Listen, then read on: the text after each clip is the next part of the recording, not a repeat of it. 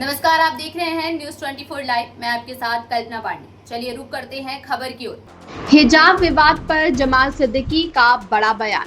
बोले, अदालत के फैसले का सम्मान जरूरी, लेकिन सामाजिक एकता भी उतनी ही अहम। हिजाब और स्कूल यूनिफॉर्म को लेकर चल रहे विवाद के बीच भारतीय जनता पार्टी अल्पसंख्यक मोर्चा के निवर्तमान राष्ट्रीय अध्यक्ष जमाल सिद्दीकी का बड़ा बयान सामने आया है।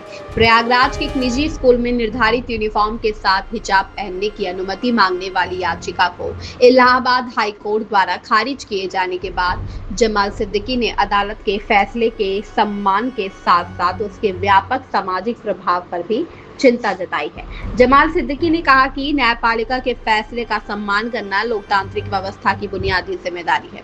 उन्होंने माना कि स्कूल की निर्धारित यूनिफॉर्म अनुशासन और संस्थागत पहचान का अपना महत्व है, लेकिन इसके साथ यह भी सुनिश्चित किया जाना चाहिए कि किसी भी समुदाय के परिवारों में मुख्य धारा की शिक्षा से दूर होने की भावना पैदा न हो।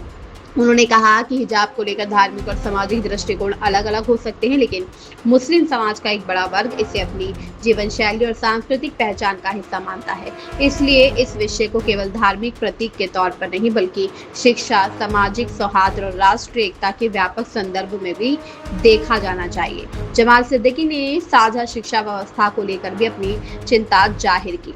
उनका कहना है कि अगर सामाजिक परिस्थितियों के कारण मुस्लिम परिवार अपनी बेटियों को मुख्य धारा के स्कूलों के बजाय अलग शैक्षणिक संस्थानों में भेजने लगते हैं, तो इससे बच्चों के बीच आपसी संवाद और सामाजिक मेलजोल कमजोर हो सकता है। उन्होंने कहा कि स्कूल केवल पढ़ाई और परीक्षा की जगह नहीं है, बल्कि बच्चों में सामाजिक मूल्य और राष्ट्रीय चेतना के निर्माण के महत्वपूर्ण केंद्र भी है।